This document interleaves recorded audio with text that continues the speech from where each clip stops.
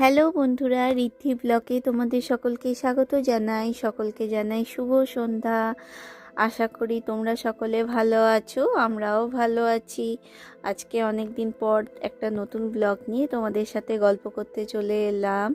আজকে যে ব্লগটা তোমাদের সাথে শেয়ার করছি সেটা প্রায় 2 সপ্তাহ আগেকার। অনেক দিন ধরেই ভাবছি যে ব্লগটা শেয়ার করব, কিন্তু ঠিক সময় করে উঠতে পারছিলাম না। যাই হোক, এই ব্লগটা হচ্ছে এক সানডের। তো আমরা সেই দিনকে বেরিয়ে পড়েছিলাম একটু আউটিংয়ে।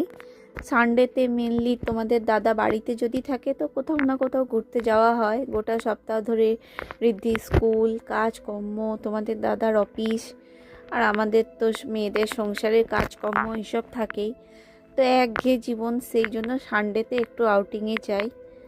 তো দেখো, আমরা সেদিনকে যাচ্ছিলাম উপবনে। তোমরা যারা বর্ধমানের কাছাকাছি থাকো বা বর্ধমানে থাকো তারা এই জায়গাটা সম্বন্ধে শুনেছো।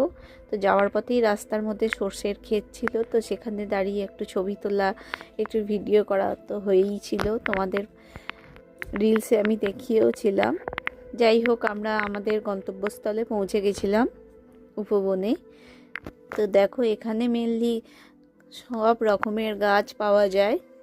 আর এখানে শুনেছিলাম যে পিকনিক স্পট আছে, তো আছে। ওনাদের কাছে জিজ্ঞেস করলাম যে পিকনিকের জন্য কোনো ব্যবস্থা আছে কিনা। তো বলল প্রত্যেক বছরই দেয়া হয়, তো এবছরে কোনো সেরকমভাবে ব্যবস্থা করা হয়নি।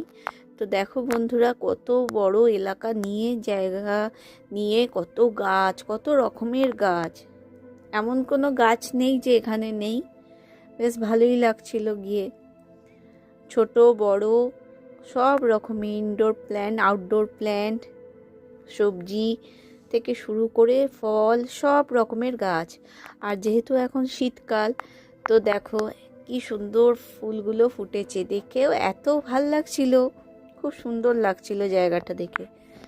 আর নতুনত্ব জায়গায় গিয়ে দেখবে বেশ মনটাও ভাল লাগে। আর সেখানে যদি ফুল গাছ থাকে তো আরও ভাল লাগে। দেখো কত রকমের, অনেকেই গেছিল সেখানে, গাছপালা নিয়ে নিয়ে যাচ্ছিল বাড়ির জন্য। আর ওখানে মেনলি আমার গোলাপ ফুলের গাছগুলো খুব ভালো লেগেছিল। কত রকমের গোলাপ ফুলের গাছ, আর কি সুন্দর স্মেল ছাড়ছিল। আর শীতকাল তো কি বড় বড় গোলাপ। আর দেখো এই পিটুনিয়াগুলো তো কত রকমের, দেখেই মন ভরে যাচ্ছিল। আর ফুল গাছ তো দেখলেই ভাল লাগে, রং বেরঙের কত রকমের।